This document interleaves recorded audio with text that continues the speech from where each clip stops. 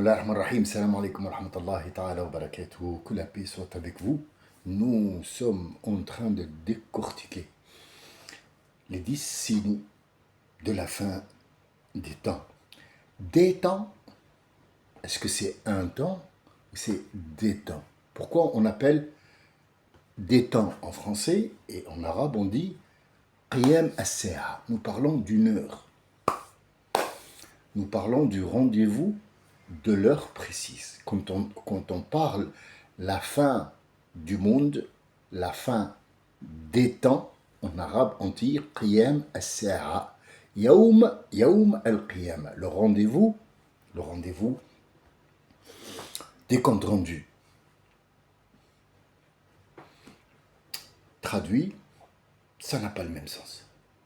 Traduit, on est dans le truc de la fin des temps, parce qu'il y a un temps qui a été fini, après l'autre qui a été fini, il n'est pas encore fini, l'autre il a été commencé à moitié et je sais pas quoi, et enfin la fin de tous les temps. Est-ce qu'il y en a eu beaucoup des temps? Est-ce que nous parlons d'un temps ou de la durée de vie de ce monde qu'on connaît, et on l'a appelé les temps? En fait, vous voyez, vous êtes toujours induit en erreur. Toujours. Sachez-le. Franchement, moi, ça ne m'étonne plus quand j'ouvre un livre que je lis. Croyez-moi. Croyez-moi. C'est pas le fait d'avoir une bibliothèque derrière pour savoir que la personne a lu des livres ou pas. Ça, c'est des flashs dans les yeux. La moitié des livres, ils ne les ont pas lus. Mais croyez-moi, des livres, j'en ai mangé. T'as même pas idée. Et pourtant, c'est toujours la même rengaine. À chaque fois que tu ouvres un livre, il y a deux sortes, deux trucs qui s'offrent à toi. Ou alors, c'est un roman où quelqu'un t'exprime ses sentiments à lui, et comment, à part la vie qu'il voit, lui, à travers ses yeux, il va te raconter une histoire qui existe ou qui n'existe pas, policière, où il y a un meurtre, où il y a un truc d'amour, ou un truc selon ses yeux à lui, et tu es en train de voir à travers ses yeux. Ou alors, c'est des faits historiques et géographiques qui n'ont pas eu lieu. La moitié a été fabriquée de toutes pièces, comme il en est pour l'histoire, par exemple, de l'homme issu d'un singe, et après 1500 ans de cette vérité, elle s'avère que c'était un mensonge. Donc en fait, il n'y a que ça, ces deux choses s'offrent à toi. Le souci qu'on a, nous, les Arabes en général, les musulmans en général, et les gens qui connaissent l'arabe ou qui ont, de près ou de loin, une attirance ou à l'intérieur ou à l'extérieur et qui vont voir ce monde-là, la communication. Nous ne communiquons pas. Nous n'avons pas de communication, et les autres le savent très très bien. Les autres communiquent. Même s'ils ne sont pas d'accord, ils communiquent. Je vous ai donné, pas moi, parce que moi, prenez rien de moi. Juste écoutez, ne voyez pas la vie à travers mes yeux. Regardez la logique des choses, ce qui se présente dans tes mains du Coran. Malheureusement, la moitié d'entre vous l'a que en français et ne sait pas lire en arabe. Je fais de maximum pour vous donner les mots-clés qui sont très importants. Tous les mots sont importants dans le Coran, mais malheureusement, quand on n'a pas, on fait avec ce qu'on a, et on fait ce qu'on peut, pas ce qu'on veut. Parce que si on se lâche aller sur ce qu'on veut, ça va être le désordre complet, et c'est ce qui... Donc, parmi les petits signes, kathratul fahisha wa ta'mimiha. Kathratul fahisha ma hiya al-fahisha. Qu'est-ce que c'est le mot fahisha? Al-fahisha, pour par exemple, allez, prenons un pays comme la Tunisie. La Tunisie, le fahisha, ça veut dire quelqu'un qui dit des gros mots. Cul, bite, machin, oh là là, et tu dis, ah, le fahisha, fahisha. Regardez, le mot, il a été complètement bâclé et traduit dans un autre sens, et on est parti dans un autre monde. Et c'est pour ça que Algériens, Marocains, Tunisiens, Libyens, Égyptiens, Marocains, Saoudiens ne se comprennent plus, parce que chacun dit mon langage, il est mieux. Allez par exemple au Maroc et dites le mot khobz, mais le mot que les Tunisiens disent sur le khobz, Dites-le au Maroc et vous allez voir, vous allez être égorgé de suite parce que vous venez de dire un mot. Mais c'est incroyable. Et pourtant, ils le savent très bien que eux, ils ont un langage. Et eux, ils ont un langage. Et ils ont eu le langage de l'islam, le Coran, pour se mettre d'accord sur des trucs existentiels qui peuvent les sauver. Et le peu de vie qu'ils vont vivre, ils la vivent bien. Taha ma anzalna alayka al-Qur'ana litashqa. On ne t'a pas donné le Coran pour que tu te fatigues. On te l'a donné pour que tu te fatigues pas. Et Taha, ce n'est pas le nom du prophète, ce sont deux lettres. Deux lettres. Ça s'appelle Fawat Aswar. L'ouverture de ces versets et de ces chapitres coraniques. Les deux lettres. On revient aux lettres que mon ami Idriss voulait. Fawat Aswar. Alif Lam Mim.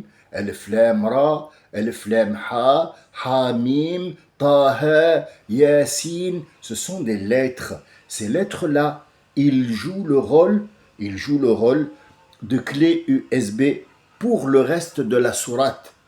Ce n'est pas rien, c'est pas une seule lettre. Alhamdulillah ya Rabbil Alamin, pour celui qui m'a dit à tes souhaits, je te remercie. C'est pas la peine de faire un commentaire, les gars, hein, surtout celle qui m'a dit à tes souhaits. J'ai éternué comme tout le monde, alhamdoulilah. Il y a une seconde qui s'est rajoutée à ma vie puisque le sang a fait un tour. Même s'il y a des artères qui sont bouchées avec ça, pouf, ils sont partis. Bon, reprenons pour ne pas s'éparpiller.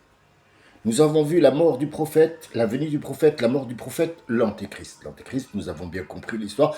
J'espère pour vous, on n'a pas encore décortiqué. Moi, j'ai fait un balayage. Franchement, à chaque fois, je vous le dis, c'est un balayage. Parce que si on s'attarde sur At-Tajjal, croyez-moi, vous allez le voir de vos propres yeux, comme les Sahaba le voyaient quand le prophète leur disait « Il ressemble à telle et telle personne, de tel et tel clan qui vient de tel. Il me rappelle El-Messie » parce que le prophète l'a vu et le connaît très bien. Et le prophète ne parle pas de lui-même. Pourquoi ? Parce que le prophète a compris les choses que nous comprenons maintenant. Imaginez qu'à une certaine époque, pourquoi je vous dis il faut absolument revoir ce Coran. Parce que les gens qui ont eu ce Coran il y a 19 siècles n'avaient aucune idée qu'il y avait de l'électricité qui vivait. Ils avaient autre chose. Ils utilisaient autre chose. Ils utilisaient les ondes. Ils savaient que, à travers le bruit, c'était des vibrations.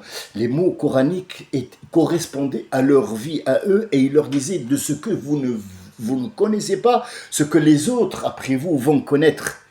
Sata'tikum ayati, ta'tikum, pas à vous, pas aux autres. Il parle toujours à nous et il nous dit que nous-mêmes, qui nous avons découvert des choses, nous ne savons rien. Et celui qui va venir après nous, qui va lire la même ayah au même présent, va dire moi aussi je connais rien et ceux qui vont venir après moi sauront qu'il y a un truc, quelque chose comme ça. Imaginez que maintenant la vie soit avec des robots. Les robots ils te parlent comme. Imaginez que moi je suis un robot là.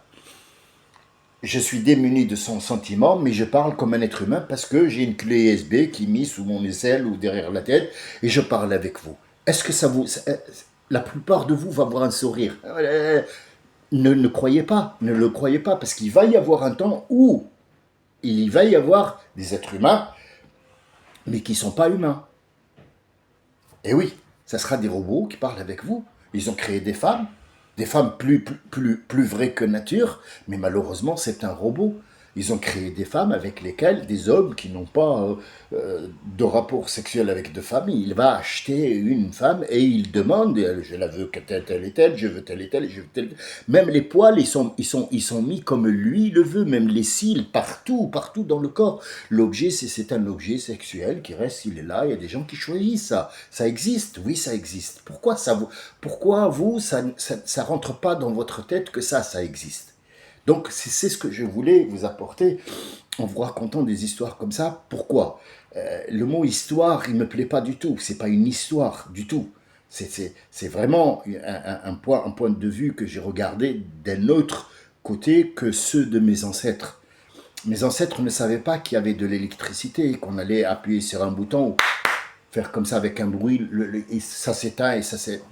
Moi, je l'ai raconté à 14 ans. Je vous jure sur ce qu'il y a de plus précieux du Coran. J'avais 14 ans. À l'époque, j'avais 14 ans. J'ai dit à la tante de la femme de mon oncle, j'étais très jeune. Je dis un jour, ben, on éteindra, peut-être qu'on éteindra la lumière en tapant, en claquant. Elle, mais elle s'est fait pipi dessus. Tellement elle a rigolé, elle et sa mère. J'étais J'étais froissé, 14 ans. Imaginez un gamin de 14 ans qui avait des idées ouvertes et qui l'ont cassé. Je n'ai plus d'avenir à ce moment-là. Pourquoi? Parce que ces gens-là qui sont ignorants l'ont démoralisé, l'ont démonté. Ils ne l'ont pas laissé aller plus loin parce qu'ils sont bêtes. Ils n'ont pas pris la lecture avec une nouvelle version, un nouveau regard. Ça veut dire que l'antéchrist, pour nous maintenant, c'est plus une histoire, un mythe. Non, nous savons qu'il va travailler avec des choses que nous commençons à connaître. Nous commençons un petit peu à connaître. 10 ans en arrière, 10 ans seulement, 10 ans, allez, 15, je vais être gentil, 15 ans, il n'y avait pas de téléphone portable. Il y avait le gros Nokia, avec un petit Motorola qui s'ouvrait comme ça, c'était les riches qui l'avaient. Et nous, on était là, on regardait, qu'est-ce que c'est que ce truc? C'est vrai qu'il appelle la Chine avec ça? À la seconde? Oui, à la seconde. Ah, oh là là là là là. Maintenant, à 2 ans, il a son propre iPhone 15. 2 ans, il a 2 ans. Il ne prendra pas le petit. Il connaît. Dès qu'il sort du ventre de sa mère, il te dit qu'est-ce que c'est que ça? Non. Ça, non. Non, non, l'autre téléphone, l'autre, parce qu'il y a une application où elle n'existe pas ici. 2 ans et demi. 2 ans et demi. Je parle de mon petit-fils, hein. Je parle pas des autres, hein. Corps. 2 ans et demi, il sait que dans ce téléphone-là, il y a une application, et dans celui de Pépé, celui-là, là, celui avec qui je vous parle, il n'y a pas l'application, donc il ne le veut pas, celui-là, il n'ira même pas le chercher. Tu peux le laisser sur la table, il ne le touchera même pas. Il sait que c'est pas l'ordinateur qui veut celui-là. Non, celui-là, c'est fait pour faire les devis, machin. Il n'ira pas celui-là, il ira l'autre. Ah oui, il le sait. Pourquoi? Parce qu'ils vivent dans un autre monde. Et Dieu nous informe de ce monde. Toujours. Dans le Coran, à chaque fois que tu ouvres, tu te dis il crée ce que vous êtes en train de lire là maintenant, vous ne connaissez pas. Mais qui connaît? Ceux qui vont dire après vous. Après vous, viendront des gens qui connaîtront de quoi je parle. Parce que chaque chose a son temps. Pas 100, 100 et 1 et 2, 0. Non, non. Il a un temps. Chaque chose a un temps précis où elle doit apparaître. Le mot, et il a descendu le Coran. Où descendu? Quel escalier? Quel ascenseur? Où descendu? Est-ce qu'il y a un deuxième étage, troisième étage? Arrêtez de lire une lecture ancienne qui veut rien dire du tout par rapport à notre siècle à nous et qui voudra plus rien dire du tout. Et c'est ça la fin du temps. Il arrivera à un moment où les gens ne comprendront plus ça, n'iront plus à la mosquée. Il y aura moins de monde qui ira à la Mecque. C'est l'un des signes, mais des petits signes. Pas encore. Je sais pas combien ça va durer. Mais cette année, par exemple, ils ont réduit énormément le nombre de pèlerins. Ça commence. Ça commence. Jusqu'à un certain moment où plus personne n'ira. Ça ne veut rien dire du tout. Pourquoi? Parce qu'un crétin, un porc de chez Monsieur Porc, un vrai porc rose, comment ils appellent ça? Euh, les gens qui ont une décoloration albatros ou albatras, je sais pas quoi, là. Je m'en fous complètement, à piétiner la Mecque. Donc il a commencé à la salir. Mais revenons, pour ne pas passer à part, parce que si je pars là-dedans, oulala, je ne vais pas revenir. J'ai le cœur gros comme ça, mais alors, il est gros quand je donne, mais alors quand il se ferme, il est plus gros encore une fois, et donc chaque fois je dois me libérer pour que le lendemain je me réveille, j'ai oublié ce qu'il y a eu hier et je pardonne vite. Alhamdulillah, Rabbil Alamin. Il faut savoir pardonner, sinon on devient une bombe à retardement. Deux endroits où l'Antéchrist ne pourra pas rentrer. Ils sont couverts par un dôme, mais pas de fer comme celle d'Israël. Non, non, non. C'est un dôme, c'est un vortex. Où on le trouve, ce vortex, encore? Dieu nous parle de l'eau, deux eaux. Il en a 12 dans le monde, 12 endroits où il y a l'eau, que ça soit salé et douce, que ça soit l'eau saumâtre et douce, que ça soit de l'eau douce avec l'eau douce, que ça soit l'eau salée avec l'eau salée, où l'eau ne se mélange pas. Et pourtant, ils sont de la même catégorie. Ça veut dire de l'eau salée ne se rencontre pas avec une autre eau salée, ce que le commandant Cousteau, il n'y a pas longtemps, a découvert, et ce qui a été écrit il y a 19 siècles dans le Coran. Vous allez trouver de l'eau. Entre eux, il y a ce qu'on appelle un barzakh, la yabqiyan. C'est un endroit qu'on ne peut pas toucher, qui n'est pas un endroit, qui est un mur, mais un mur de quoi? Est-ce que c'est une force? Est-ce que c'est de l'électricité? Est-ce que c'est quelque chose qui existe, mais nous, on ne peut pas la toucher, elle est transparente? Tout le monde cherche. Et ce barzakh, il existe partout. Ce barzakh, par exemple, existe entre nous et al-jinn. Alors, dans la sourate, elle dit Barzakhun, baynahuma barzakhun la yabriyan. Sourate al-Rahman, le chapitre de Rahman, il ne parle pas de l'eau. C'est une métaphore, l'eau. Il parle de Jnoun. Regardez bien le verset, vous allez voir que il dit ils auront à manger, ils auront des fruits, des machins. Et puis il retourne et il dit ils auront des fruits et des trucs. Logiquement, quelqu'un qui est ouvert d'esprit, qui dit Bismillah, je vais ouvrir ce Coran, il va parler avec moi. C'est Dieu qui me parle. Je vais essayer de comprendre. Pourquoi il répète la chose deux fois? Pourquoi? Ah oui, non mais, alors celui qui a un truc sur la tête, là, et le foulard, et puis il fait comme ça, il dit, oui, non, mais parce que, il a dit, Azwajan Thaleth.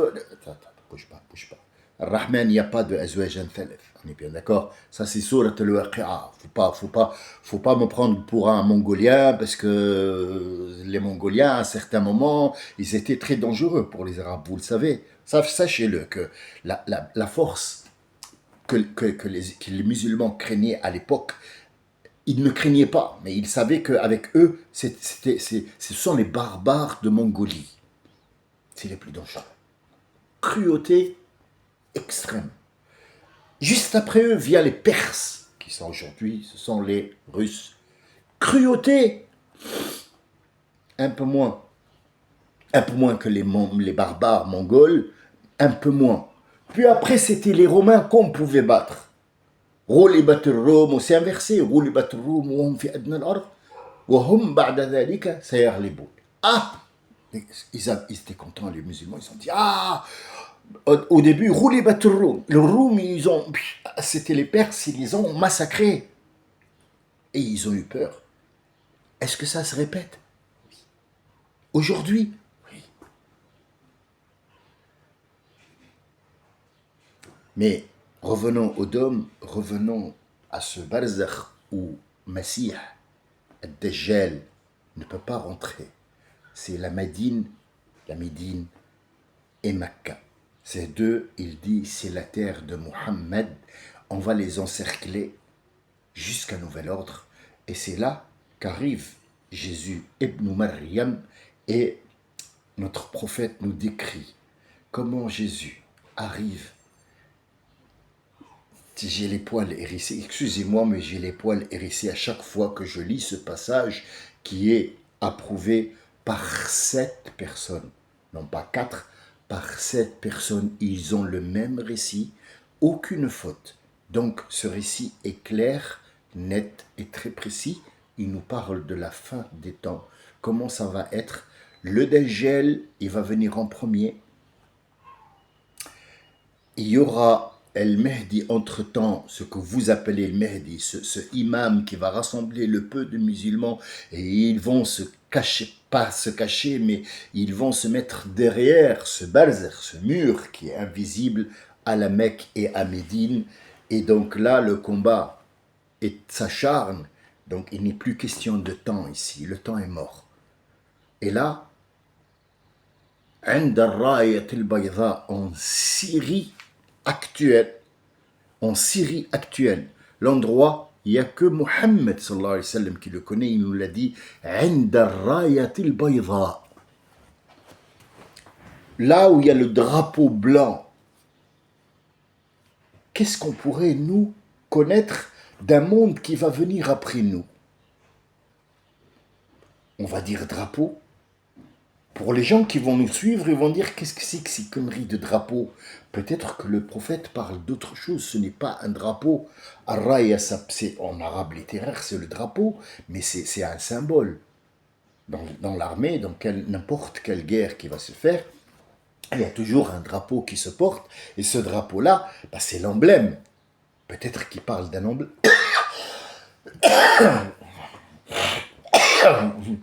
Pardon, excusez-moi. Peut-être qu'il parle d'un emblème et qu'il ne parle pas d'un drapeau.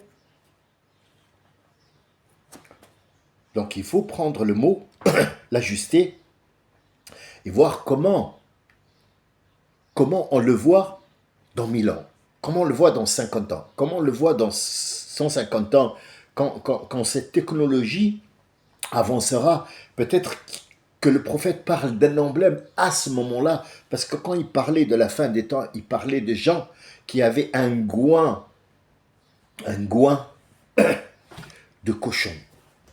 Des gens avec un goin de cochon et des yeux ronds. Les savants d'avant, ils l'ont effacé. Ils se disent, qu'est-ce que c'est que ces conneries là, des goins Non, je pense pas que le prophète va dire ça. Mais bien sûr que si, c'est le masque antinucléaire, c'est le masque qu'ils vont porter, rond, avec un goin. Des yeux ronds, avec un goin. Est-ce que le prophète, à ce moment-là, il va leur dire antinucléaire? Est-ce qu'ils savent, ces gens-là, qu'il y avait nucléaire? Ils ne le savent pas.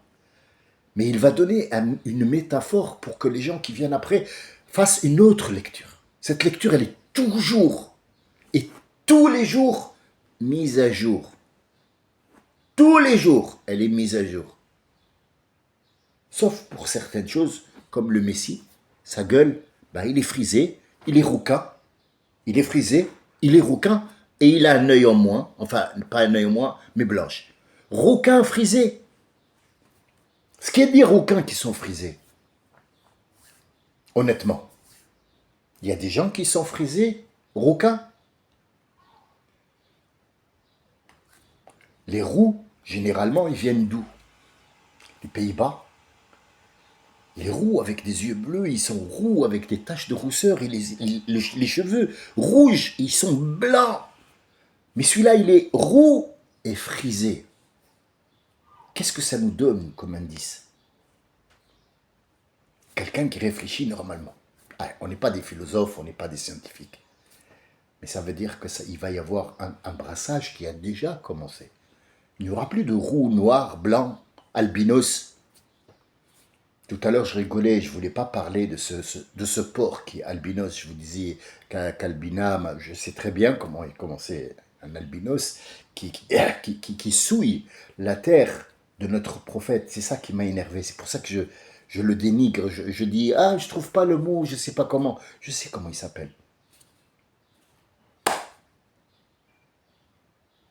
Vous voyez, quand on s'arrête juste à l'Antéchrist, Messie Tachel, on n'a pas fini de découvrir des choses. Mais est-ce que moi, je peux me permettre ça avec vous? Non. Parce que là, vous attendez le reste, vous attendez les 7 signes pour voir un petit peu est-ce que vos informations sont conformes ou pas. Et là, le gars, il s'attarde, il est lent. Mais c'est ça le but. Le but, c'est Stop, on va s'arrêter juste. Qu'est-ce que c'est l'antichrist? Qu'est-ce que ça représente? Pourquoi? Il aurait pu finir le monde, ça y est, c'est fini, on éteint tout. Ça y est, allez, venez. Pourquoi il y a une explosion? Pourquoi il nous donne des descriptions, comment les montagnes vont être réduites en sable, comment le monde va changer, comment les mers vont s'allumer. Le gars, il était mort de rire, c'était un imam. Quand j'avais quoi, 15 ans, 14 ans, j'ai dit les mers, ils vont s'allumer, je pense que ce djihad, parce que je l'ai vu dans le dictionnaire Shir, on l'appelait Shir à l'époque. Il était mort de rire. Il m'a dit de l'eau qui va s'enflammer. De l'eau qui va s'enflammer. Et j'étais la risée de ces 14 gamins qui m'ont tenu tête jusqu'à ce que l'affaire s'est fait oublier un an. Vous vous rendez compte des traumatismes par lesquels on passe pour trouver une vérité? Sachez-le, c'est pas aussi simple que ça. C'est le temps où le prophète il a dit vous serez dans un temps où vous tiendrez votre dîne, votre savoir, votre connaissance et votre surtout croyance dans une main. On dirait que vous tenez dans la main une braise qui vous brûle la main, mais vous ne pouvez pas l'ouvrir parce que vous ne voulez pas. Ce sera cette vie, on la vit, on est là. C'est un signe de ces signes-là. Ça date pas d'aujourd'hui, ça date depuis que j'avais 11 ans, que les femmes ont commencé à enlever. Nisa'un ariyatun kasiyatun, ils n'ont rien, ils se promènent dans la rue, nus, nus complètement. C'est un signe, oui, il a évoqué le prophète, et il est là, on le voit. On le voit. Un des signes, on ira jusqu'à ce qu'on trouve, c'est écrit, on trouvera quelqu'un qui est en train de fourniquer avec une femme, et la seule chose qu'on pourra lui dire, t'aurais pu faire ça derrière le mur. C'est ce qui se passe. Deux qui fourniquent dans la rue. Le policier, qu'est-ce qu'il va faire? Ouais, bon, il ne va pas l'arrêter pour les mœurs sur la route. Ben, il va lui dire, bon, toi, il y a des chambres pour faire ça, monsieur. Hein? Allez, rhabillez-vous, allez dans votre chambre. Ça y est, le signe, il est là. Est-ce qu'on a menti? Est-ce qu'on a rajouté quelque chose? Non, les écrits sont là. Vous voulez les croire? Regardez-les avec un autre œil. Regardez-les avec un autre fonctionnement que ah, mon grand-père, il a dit. Non, mon grand-père ne savait pas qu'il y avait des téléphones. Moi, je le sais. Donc, je dois regarder autrement que mon grand-père, parce que mon grand-père, je le respecte, c'est bien, mais peut-être que lui n'a pas vu ce que moi, j'ai vu. Je vous regarde à travers des lunettes, si je les enlève, je deviens myope. Est-ce que lui connaissait ça? Il y avait des myopes, vous croyez, à un certain moment? Dans du prophète, il y avait des gens qui avaient des lunettes. Parlons 5 secondes sérieux. Est-ce que vous avez vu un Romain avec des lunettes? Même dans un film. Est-ce qu'il y avait un Perse à l'époque qui avait des lunettes de chez Aflalou? Vous voyez? On peut en faire une risée. On peut en faire une rigolade. Un sketch même. Ah oui, il y a des gens qui vont dire ah, attends, il y en a un qui a dit ah, ah, ah. Ils sont morts de rire. Mais je pense qu'il est aussi. Ce rire cache son ignorance, en fait. Le rire cache son idiotie. C'est ce que je peux dire, en fait. J'ai un petit peu été assez loin. On est à 28 minutes 35. Je suis désolé d'avoir retardé tout ça. Mais il faut toujours s'arrêter avant d'aller faire. Allez, venez, je vais vous dire. Alors, le 1, le 2, le 3, le 4, il a dit ouais, c'est pas vrai. En fait, arrêtez-vous. Stop. Stop. Qu'est-ce que ça veut dire? Qu'est-ce que ça veut dire ce mot? Je voudrais savoir ce mot. Que veut dire ce mot? Un goin de porc avec des gros yeux? Un prophète qui dit ça? Alors, voyons voir. Qu'est-ce que ce prophète qui ne parle pas de lui-même, que Dieu fait parler, qu'est-ce qu'il veut nous dire? Nous, on ne pourra pas comprendre. Mais on va le croire sur parole. Ceux qui viendront après nous sacheront que c'est un masque anti-nucléaire. Donc, l'affaire mérite de s'arrêter, de voir les mots, et puis après avancer petit à petit jusqu'à connaître. Tu vas arriver devant Dieu, moi je vais arriver, il va me dire, est-ce que tu leur as dit? Qu'est-ce que je vais dire? Donnez-moi une seule réponse valable devant un Dieu. Pourquoi tu t'es moqué de lui quand il t'a dit que Dieu existe? Vas-y, réponds. Cette fois, c'est pas moi, c'est pas le juge, c'est pas Bill Clinton.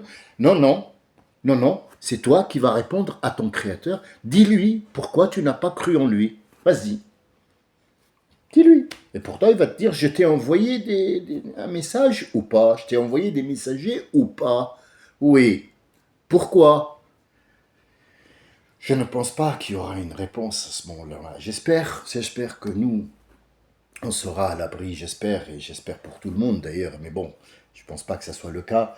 Je vous souhaite une très bonne soirée, peut-être à demain, peut-être à tout à l'heure, j'en sais rien du tout, je ne sais pas comment ça se passe. Je laisse entièrement à Dieu de décider, et je vous laisse entre ses mains. Hasha lillah, ce n'est pas une image que je donne à Dieu, mais je vous laisse entre deux bonnes mains. Salam alaikum wa rahmatullahi wa barakatuh.